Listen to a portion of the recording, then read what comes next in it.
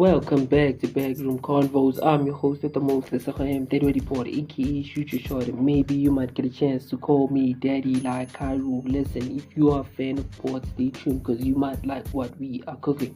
The song of the day is Not Like Us by Kendrick. It was released this year as part of the songs that were meant for Drake. And fortunately enough, I think now a lot of people that are J. Cole fans, they just glad Gucci, J. Cole had to pull himself back from the beef between the trio. So I'm also glad that, he pulled himself back because God did Kendrick come with a lot of fire in this, and Not Like Us is one of those songs that came out.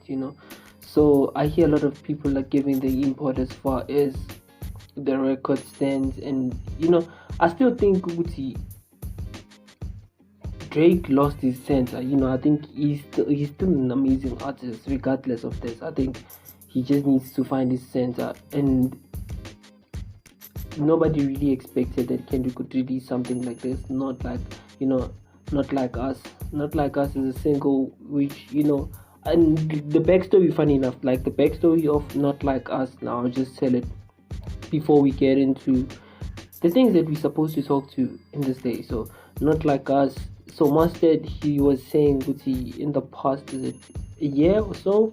He was sending. He always wanted to work with Kendrick Lamar. So he used to like send 5 beats a day, for a year straight. So he says he made something like 100 beats, and I think within that 100 beats, Kendrick just chose one, which is like the 99, then 100. The 100 one actually made the cut to Kendrick's ear, and Not Like Us came out. And when it came out initially, he was on the freeway and people were like hitting him up because like Kendrick Lamar actually released a single on Don, which is your beat. And I'm not sure if a lot of you guys who are listening are aware of the fact that Not Like Us at the beginning it says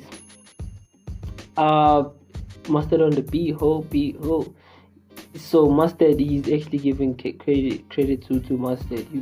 So shout out to Kendrick for that as well. So I see it just didn't give Mustard the credit. I don't know the back end of the song. Did he get credited, or did Kendrick buy the beat? Because there's like protocol even in these things.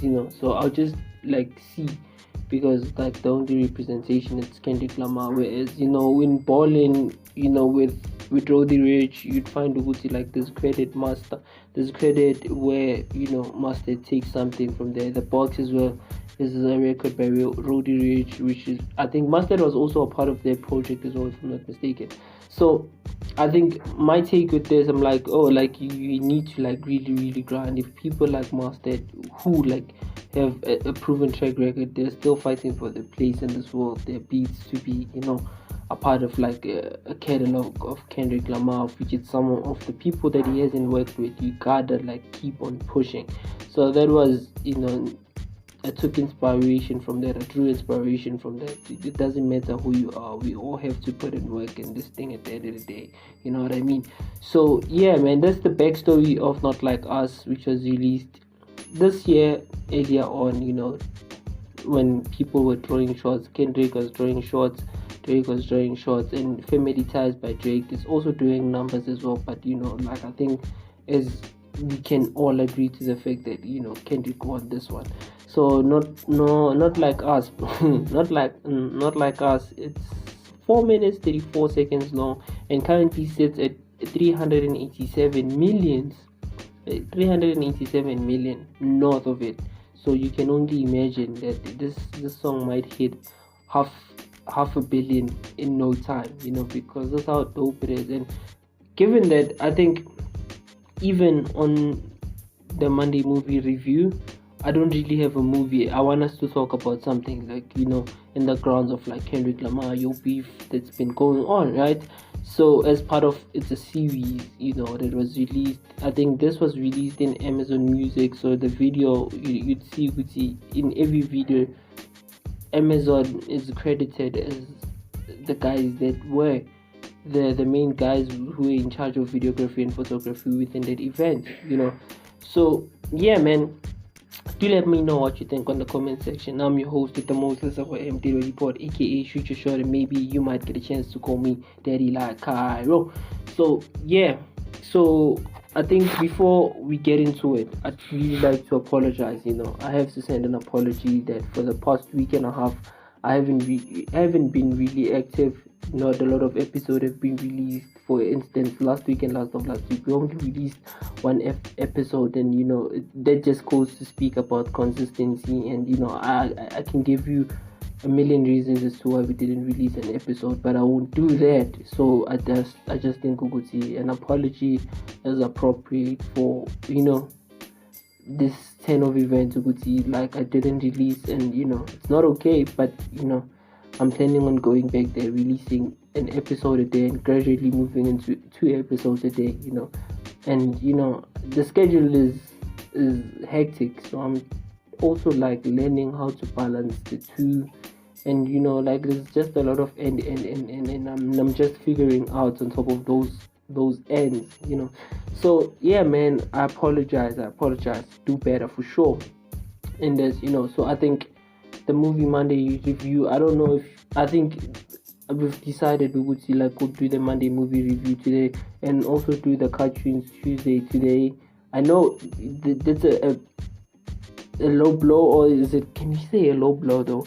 We can't say a low blow. I think it's a pushback, it's a stretch, that given that the Monday is already passed, and I'm trying to make up for the time that we lost together, and hopefully talk about some of the things. I know it's a bit late to talk about some of those things, but I think it's better now than never, so yeah, man, I think the reason now the Monday movie review is the show, Kendrick Lamar's show, Kenny and Friends.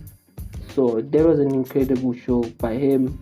I think it featured a lot of like the West Coast guys within the video. I think at the end of the show, he brought every rapper, he brought players, he brought a lot of people. Actually, LeBron is actually there as well, like to my surprise, because we've always known LeBron to be close to Drake, and I think I also appreciate LeBron to a degree, given the fact that when you are an independent thinker, you don't need to affiliate yourself with any party, because I'd still take the same stand to say like, bro, I love you as my friend, and your music has nothing to do with the love that I have for you, and I love Kendrick's music, and those two things can never be a measure to the friendship or to the love I have for you. You can make terrible music and still support you. I think LeBron, from where I stand, I still feel like his friendship based on Drake is not tied to their careers or whatever. It's like genuine love. I fuck with you regardless. I'm so sorry for the profanity. I just think he really cares about him, and and someone might say, Wuti, caring about someone is actually taking into considerations the actions that some of your actions, towards their feelings, and thinking about that. And I'm like, yeah, at the same time, you also need to put yourself in a position where you don't compromise yourself to say, yeah, he's my friend, but like, do you want to be at the show? Yes or no? And if you want to be there, it's like, okay, like, why is our relationship tied to this beef that I'm not even a part of? You know what I mean? But I think constant reaffirmation between Drake and LeBron, I think it's very necessary to say, like, bro, like, I still love you, you're my family, and my love for you is never tied to you. It was never tied to the career, the things that you've achieved. I just love you genuinely as a brother. And and at the same time, it's like, whenever you come here, I'll be at your show. The same way I support the guys, the same guy. Like, I think there's a broader perspective. I think he has a broader perspective, and for I think his level of maturity is up there. That's why, like, when I saw that, I was like, oh, okay.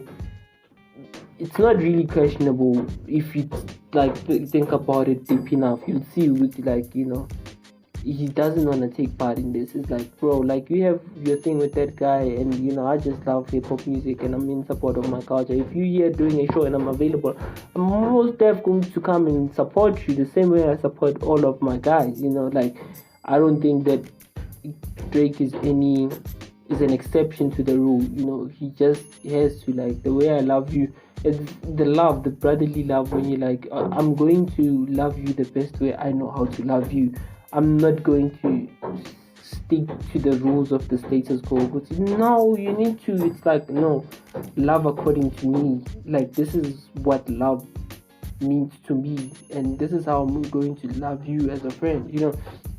I think there's also that dynamic within that, that I have to talk about. And I do apologize for the background noise for some of you who are hearing the background noise. And I think, most importantly, and I should say, like, just a side note, these episodes or these recordings won't be edited. Like, we're just taking everything out raw like it is, given that there's so much time that we've missed together that, if I was to go back and be like, the episodes, we have to edit, we have to polish, we have to, I think I just need to gain the momentum again, where I'm like, okay, like, now I'm back on track, releasing like I have to, like, releasing the way I'm supposed to, so I'll start, doing those. I know it's a terrible way to listen to a podcast episode when the audio quality is so bad.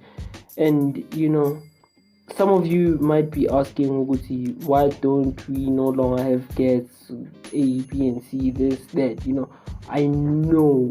And the answer to that question is that, like, we just rerouted, and, like, I'm like, well, maybe let's just focus on this one thing. And, like, as much as that adds to the rapport of what we are doing, having guests, Bompo Magwani, or, Renuka Mateli, who's like the managing director of Forbes Africa, publication. I mean, it's something, it's something, but also, like, there's that element of now we're just working on skill, we are working on skill, genuinely working on skill, and it'll come a point where we're like, okay, yeah, we are done again, we do have the rapport, now let's sit down, let's introduce video, because I think gradually what we are trying to introduce is that we are going to start with the simple, like, face-to-face meeting for the live visuals, for people to see, I see them, they see me. We are going to start on that end, and we'll gradually move into, okay, like, now we're talking about studio, now we're talking about this, now we're talking about this.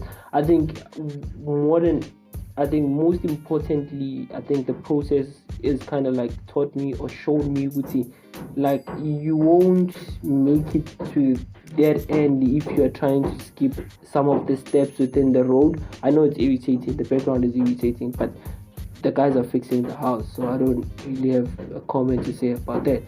So I think going back to that, to say, like, there's nothing I can really do, like, I just genuinely need to, like, follow through the steps. And if gradually going into video with camera, learning how to edit from that point, to having a one person setup, to, like, having a full-blown studio, it's just those, like, tiny bits and pieces that you're like, oh, okay, like, this is where we need to be. If Trevor Noah can do that, if Joe Rogan, I'm sure if Joe Rogan has done this, but I'm sure in the beginning, I don't know if they had the technology back then. I'm not a Joe Rogan fan like that, but if there is, you tell, like, those are some of the steps that you need to take. And I think taking into account that there's also, like, financial aspects of this thing, where you're like, okay, like, financially, does this really make sense to get a 22k, 25k equipment where the skill is not there? Like, I think it's one thing when the platform is growing, but the person that's representing the platform, or the person that is a presenter within the platform, is not growing with the platform. And I think what this has done for me is it afforded me the opportunity to grow with the platform, to say, like, bro, you stand the potential to be that person within this industry, but if you don't work on this, you'd fade off when you get to that threshold, to peak threshold. So I just genuinely think, Uguti, that's what the process is teaching me. And, like, now I'm more in tune and, like, listening to the process more than, just like, I'm just, wanna do this for fame, I wanna do this for I wanna get recognition, I wanna get, notoriety, is that the word? So like to get famous, or it would be my infamous stage. People start to scrutinize, and whenever I don't really give an F about what people think, but also it's important to like work on your craft fully. And whenever you get to that place, you're able to reflect and you're like, yo, I had to like really take all these steps to be this person that's like so fluent, and I get my thought through without anyone having to question what I was trying to say. So I think in my mind, that's where I'm trying to get to get to a point where I can paint a picture with words without visuals, so people who are listening can actually have an idea and have like that vivid picture or the image, of what I'm talking about. And one of the quotes that I really took from Renee, I think Ike Renee from VUT FM. She was like, radio is like the theater of the mind. So of which I still agree. Because the audio podcasting is also the same thing. It's theater of the mind as well. So to be someone that's representing a platform and that's audio based, or broadcasting, people don't see you. You need to be articulate. You need to know how to articulate your points to get through to the people who are listening to you. People need to understand. They would say, okay, like this is what he's saying. I don't need to guess through the entire episode of that day to understand this is what he was trying to say. Maybe he was saying this, maybe he was saying that. I think moments like these are just moments where I'm able to like sit back and be like, oh, this is an opportunity to grow in this aspect, an opportunity to grow in that aspect, and I'm a big believer that you have to use what you have until what you have gives you what you want, which is like the word of the day. So man, really do enjoy this episode, and I'm trying, bro. Like I know I'm far behind in a lot of things, and I'm trying to reel my back in and like gain momentum so I can start like doing a lot of these other things that I'm supposed to do within my life personally. I need to like do. So I really appreciate everybody that keeps on supporting. I know there was a dip that I saw of people who unsubscribed. I was like, okay, it's still fine, like it's still fine. I'm not mad. And the fact that maybe it might have been the audio quality, it might have been whatever, people cringe because they don't like my voice or whatever the case may be. But it's all a part of the process. I am going to reach the people that I'm supposed to reach when I'm supposed to reach them. I'm not in a hurry for that, So I think more importantly, that's the message that I'm trying to push out there, as far as like, yo, like why not YouTube? Why not what? There's also like element, where you learn about marketing behind closed doors, where you're like, okay, there's like copywriting where it's needed for people to actually find you on social media to reach new audiences. There's social media, there's like short clips, how do we take advantage of that? So there's an entire process behind the scenes where you like really need to like dial in and like learn whenever, and it's most especially when you are 1% band. You need to like really understand your business to the T. So I think that alone has afforded me the opportunity to grow and be somebody within the industry. I know when you hear me speak now, you listen to this episode and you listen to the very same episode but a year before this, you'd hear with it like the certain things, how I utter my words, how I articulate my points. It's very much different to when I started off within the podcast, So, and it's all thanks to like my ability, my resilience to say like I'm just going to keep on pushing, and to a point where you do have that voice, that unique voice within the space of broadcasting, where you're like, oh, okay, people can just really like identify you from afar. This is that person that's speaking there. I think that's what I'm trying to build with as far as like brand, So yeah, man, do let me know what you think on the comment section. I am your host with the most, Lesego M, Daddy Report, aka Future Shot, and maybe you might get a chance to call me Daddy like Cairo. So yeah, if you're a fan of pods, please don't forget to. If you are a fan of pods, don't forget to follow, subscribe to get a notification for each and every time we release a new episode. So yeah, man, and I'm aware that it's 20 minutes within the episode. I've spoken a lot. I haven't touched really the cartoons. I haven't touched on the book of the day. I touched only on the Kenny Kenny and Friends show, and I didn't even give a full breakdown of that, and time has already lapsed. So I think we are going to release a second episode of Backroom Convos in a few minutes.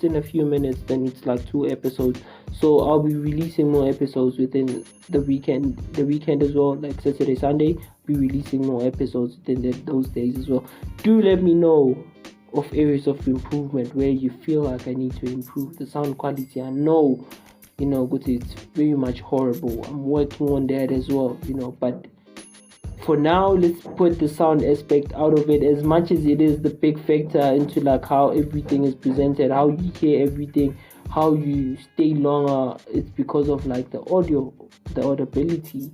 So I do apologize, if the sound quality is still bad. Yeah.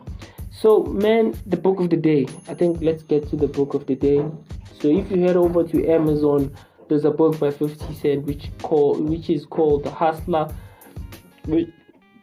I'm so sorry for that. So sorry. Excuse me.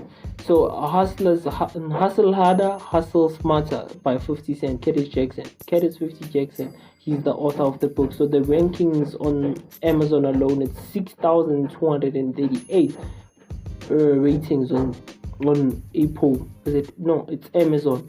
So on Amazon alone, it's sitting on 6.2 thousand people ranking this by 50 Cent. So it's sitting on 4.8 out of 5, which is like a good ranking for 50. Given that he's not a full-time author as well, he's like raking in like amazing numbers. And this is like not his first book as well. So he has like the 50th Law by 50, if I'm not mistaken, if that's the name of the book. Please do let me know in the comment section of the correct name of the book. So, but I do know this is like not the only book, and it's the New York bestseller by 50. So yeah, man, do let me know what you think about the book of the day. And the book was originally released in October 2021, 2 years after COVID. So yeah, shout out to Curtis. And one of the series that I enjoy to watch, he is like the executive producer of that entire network. So shout out to 50 as well. Characters like Tommy Egan, characters like Tariq Peterson, characters such as Monet, they're brought to life because of this man's vision. So shout out to him as well. He's an amazing artist, he's an amazing father, he's an amazing individual altogether. So shout out to Jacksn. So yeah, man, if there's anything that I missed on the comment section, do let me know. I am your host with the most, Lesego M Report, aka Future Short, and maybe you might get a chance to call me daddy, like Cairo. Let's meet tomorrow. Not even tomorrow, later on, on another exciting episode of Backroom Convos with Lesego M. Have a lovely one. Cheers.